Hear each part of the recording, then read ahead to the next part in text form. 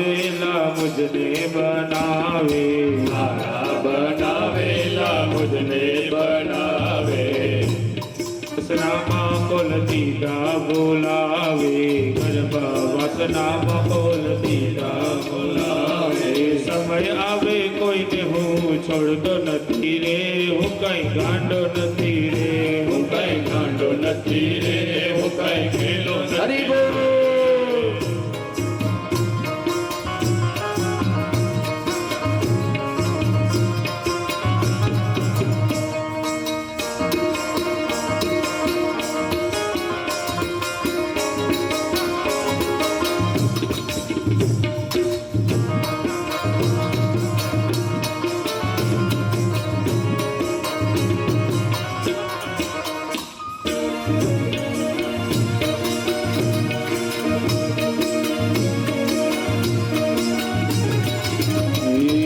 મારા તે નામની ફિલ્મ ઉતારે, મારા તે નામની ફિલ્મ ઉતારે, ભોળા ભગતડાને જોઈ લલચાવે, થોડા ભગતોડા તો જોઈ લલચાવે. મારે આ નામા ભામાં હું તો સસ્તો નથી રે, હું કઈ ગાંડો નથી રે, હું કઈ ગાંડો નથી રે, હું કઈ ખેલો નથી. હરી બોલ.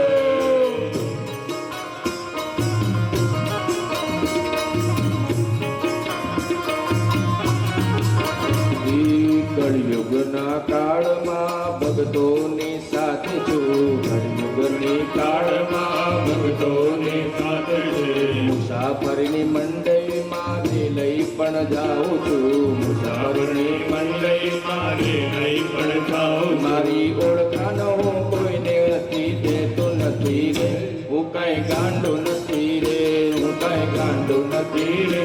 હું કઈ ખેલો હરી નથી. બોલ.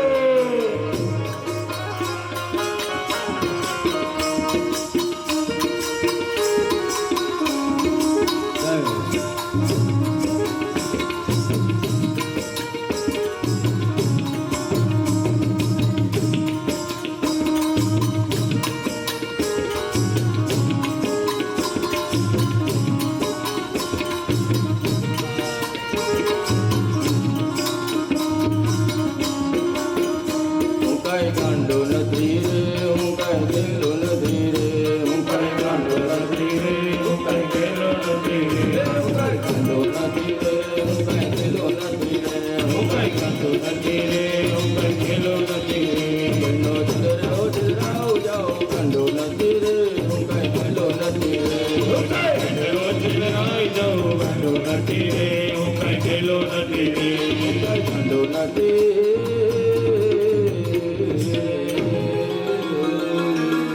હું કઈ ગેલો નથી રે. ભગવાનને બનાવવાનું સમાપ્ત કરવું. સપનામાંથી બહાર આવો. લક્ષ્મણજી બોલ્યા કે નિષાદ રાજજી, બધા આરામથી સૂતા છે, એવરીવન ઇઝ સ્લીપિંગ નાઉ.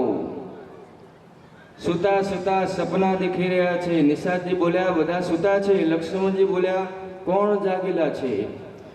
લક્ષ્મણજી બોલ્યા નિષાદજી, એ જે મારા મોટા ભાઈ છે ને, જે સૂતેલા છે, એ રામજી જીવ નથી, એ સાક્ષાત પરબ્રહ્મ પરમેશ્વર જગદીશ છે. રામ બ્રહ્મ પરમાનંદ રૂપા. અને આ બધી કહું કે મનથી વચનથી કર્મથી આમના ચરણોમાં પ્રેમ થઈ જાય, આ જ જીવનનો અસલી પરમાર્થ છે. સવાર પડી રામજીએ બરગદના વૃક્ષનું દૂધ મંગાવ્યું અને લક્ષ્મણજી સાથે ભાઈઓ પોતાના જટાઓનું મુકટ બનાવ્યું. 14 વર્ષ માટે જટાને વ્યવસ્થિત કરી છે. આ દ્રશ્ય જોઈને સુમનજી કહ્યું કે પ્રભુ, આપના પિતાજી કહ્યું હતું કે 4 દિવસ વન દેખાડીને પાછા લઈને આવજો. રામજી સત્યની દુહાઈ આપીને સુમંતજીને પાછા અયોધ્યા મોકલ્યા છે. બરબસ રામ સુમંત પૈઠાઓ. અને એના પછી ગંગાજીને પાર કરવા માટે રામજી ગંગા તટ ઉપર આવ્યા છે. અને અહીંથી જ કેવટજીની કથા પ્રારંભ થાય છે.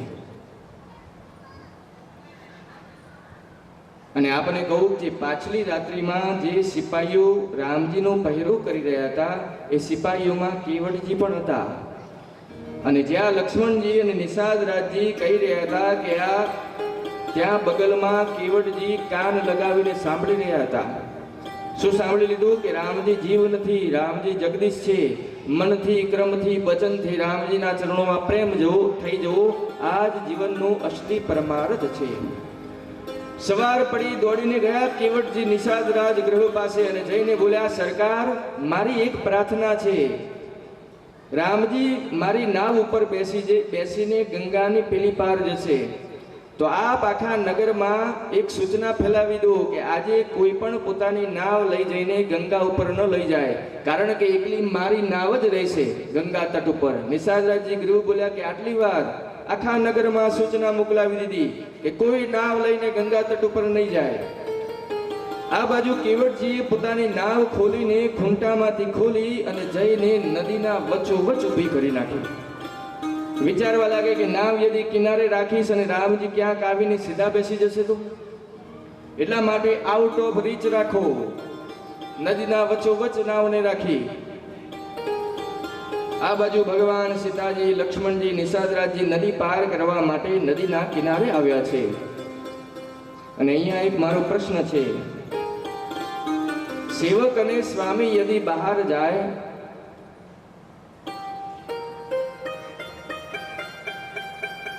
તો બહાર બધી વ્યવસ્થા કરવાનું કોનું અસ્તિત્વ છે? સેવક કરશે કે સ્વામી કરશે? સેવક કરશે. તો નદી પ્યા તો રામજી અને લક્ષ્મણજીમાં સેવક કોણ છે? લક્ષ્મણજી. તો નદી પાર કરવાની વ્યવસ્થા સેવકને કરવી જોઈએ કે સ્વામીને કરવી જોઈએ? સેવકને. તો કોને કરવી જોઈએ? લક્ષ્મણજીને. તો પછી લક્ષ્મણજીને નાવ માંગવી જોઈએ ને. રામજી કેમ નાવ માંગી રહ્યા છે? આ પ્રશ્ન છે ને. જુઓ, નાવ લક્ષ્મણજી જ માંગવાના હતા, પરંતુ રામજી અંતર્યામી છે. રામજી જાણે છે કે આજ આ કેવટ નાવ લઈને આવવાના નથી, અને જેવા જ લક્ષ્મણજી નાવ માંગશે તો આ બોલશે કે નો. શું બોલશે? નો, હું નહીં આવું. અને રામજી એ પણ જાણે છે કે અમારા ભાઈ સાહેબને ના સાંભળવાની આદત નથી. આ હાઈ ટેમ્પરેચરના છે. જેવા જ ના કહેશે તરત બાણ નીકાળીને કેવટને મારી દેશે, અને આજે મારો ભક્ત મરી જશે. તો રામજી વિચાર કર્યો કે આ જેથી ભક્તને બચાવવો છે તો આમનાથી દૂર રાખવું પડશે. રામજી બોલ્યા, લક્ષ્મણજી જુઓ કેવી રીતે મેનેજમેન્ટ કરાય હું તમને શીખવાડું. આપ જુઓ કોઈના પાસેથી કેવી રીતે વસ્તુ મંગાય. આપ મારી સાથે જુઓ, આજ આપ કઈ બોલતા નહીં, આજ હું જ બધું કરીશ. રામજી બોલ્યા લક્ષ્મણજીથી. લક્ષ્મણજી બોલ્યા ઠીક છે ભાઈ. રામજી થોડા આગળ ગયા અને વિચારો જે આખા જગતને આપે છે એ ભગવાન આજે કેવટજી સામે હાથ ફેલાવીને ઉભા રહ્યા છે. કેવટજી આપણી નાવ લઈ આવો. પ્રભુએ કેવટજીથી નાવ માંગી. પ્રભુ કહે છે, હે કેવટજી, એ જી માંગી નાવ ન કેવટુઆરા,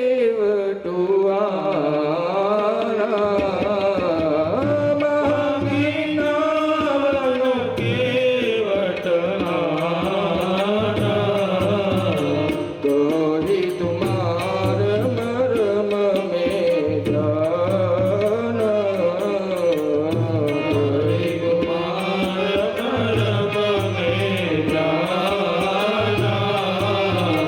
ચરણ કમલ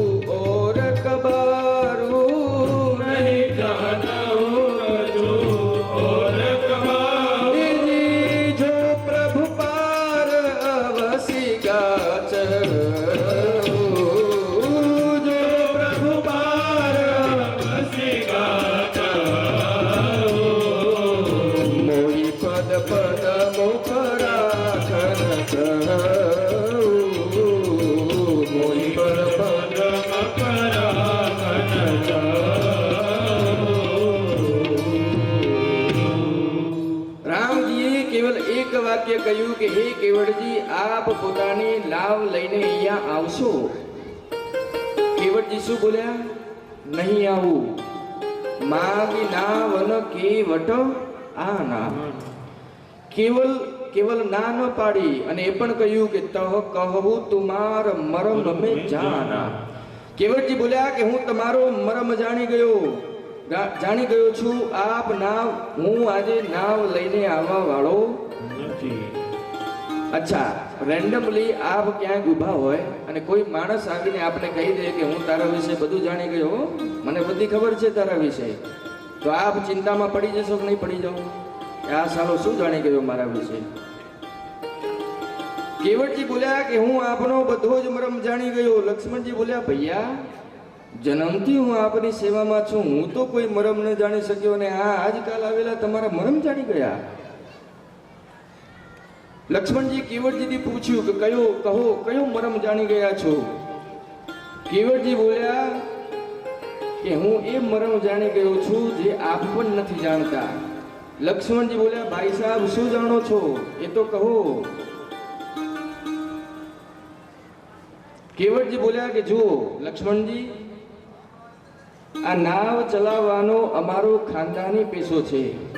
પહેલા આ નાવ દાદાજીએ ચલાવી, એના પછી બીજી પેઢી હું ચલાવી રહ્યો છું અને એના પછી ત્રીજી પેઢી મારા છોકરાઓ આ નાવને ચલાવશે. ડેલી અમે હજારો લોકોને આ પારથી પેલી પાર ઉતારીએ છીએ અને આનાથી અને આ જ અમારું કામ છે.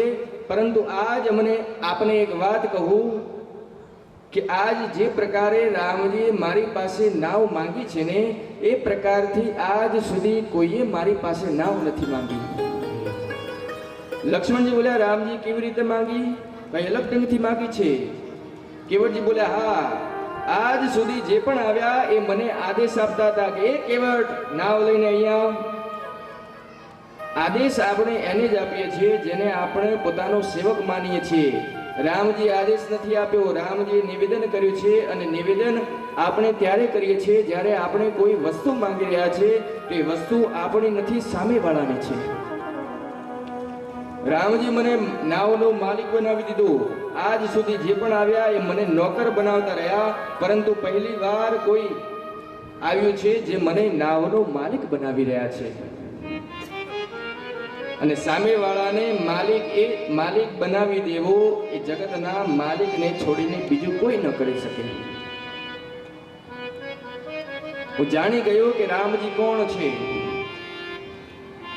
अरे आपके पैर की धूल देख कर, आपके पैर की धूल देख कर, अरे रामा मोहे डर लागेला, हरे रामा मोहे डर लागेला. કેવડજી બોલ્યા હે પ્રભુ આપ એમ ન સમજતા કે હું આપના દોષ કાઢી રહ્યો છું. કેવડજી બોલ્યા પ્રભુ ના તો આપનો દોષ છે અને ના તો આપના પગનો દોષ છે, બધો જ દોષ આપના પગની ધૂળનો છે. કોનો દોષ છે? મેં સાંભળ્યું છે કે આપે કોઈ પથ્થર ઉપર પગ રાખ્યો હતો પોતાનો. લક્ષ્મણજી બોલ્યા હા રાખ્યો હતો અને પગ રાખતા જ એ પથ્થર સ્ત્રીમાં બદલાઈ ગઈ હતી. કેવડજી બોલ્યા કે આ જ વાતનો તો ડર છે મને. અચ્છા હવે આપ બતાવો, પથ્થર કઠોર છે કે લાકડું કઠોર હોય? પથ્થર કઠોર હોય ને. કેવડજી બોલ્યા કે યદી કઠોર પથ્થર સ્ત્રીમાં બદલાઈ જાય તો આ લાકડાની નાવને સ્ત્રી બનવામાં કેટલી વાર લાગશે? અને ઉપરથી મારી લાકડાની નાવ તો દિવસ રાત પાણીમાં પડી રહે છે, તો પાણીને સોખીને મારું લાકડું કોમળ થઈ ગયું છે. તો પથ્થરને તો ક્યાંક સ્ત્રી બનવામાં 5-10 મિનિટ લાગ્યા છે, પરંતુ મારી નાવ બનવામાં તો 2 મિનિટ પણ નહીં થાય.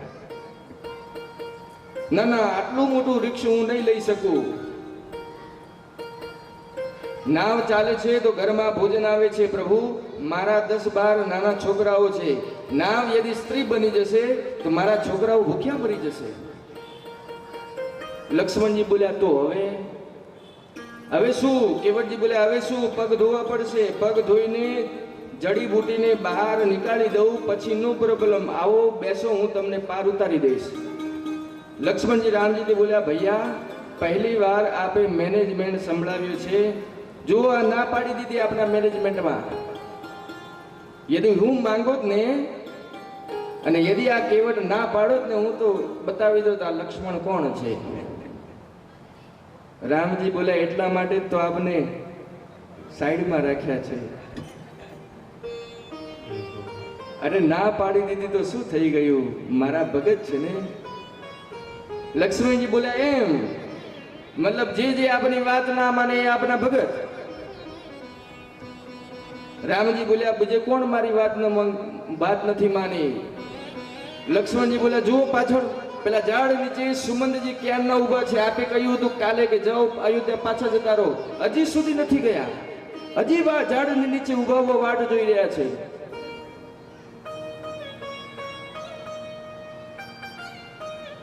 પેલા એમને કહી રહ્યા છો તો એ જઈ નથી રહ્યા, અને આ ભાઈ સાહેબ પાસે નામ માંગી રહ્યા છો તો નામ લઈને નહીં આવી રહ્યા.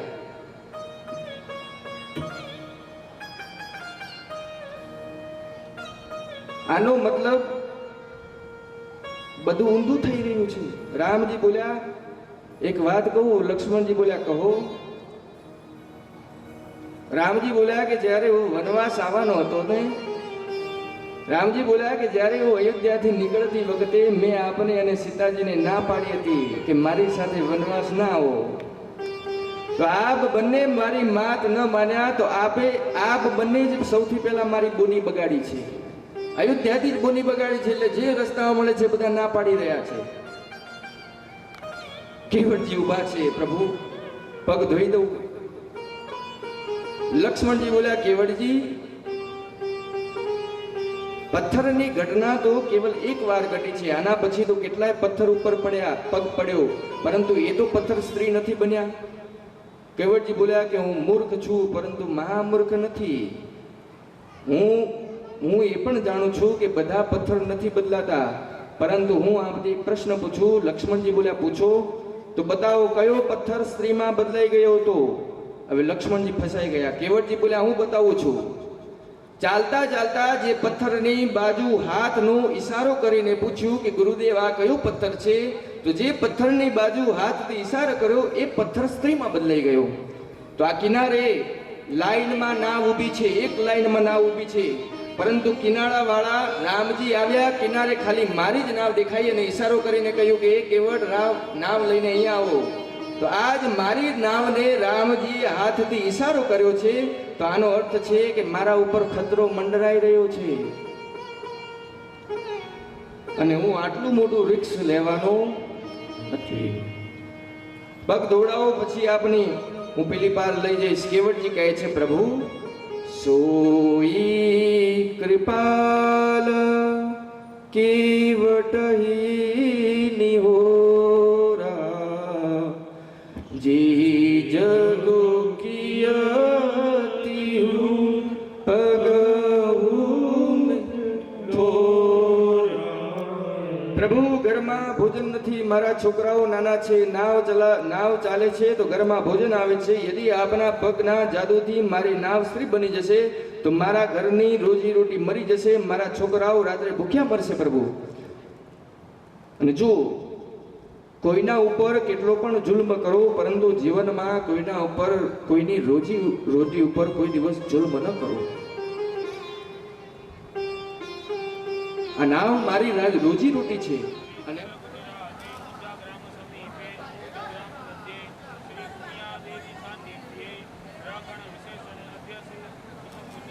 શ્રી ગુરુ ચરણ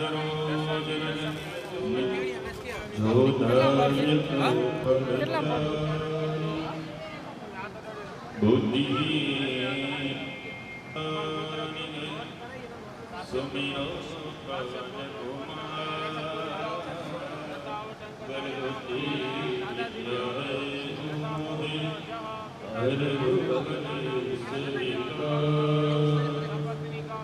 જય હનુમાન ગાન ગુણ સાર ફુલ્લાર મિટાયત પાર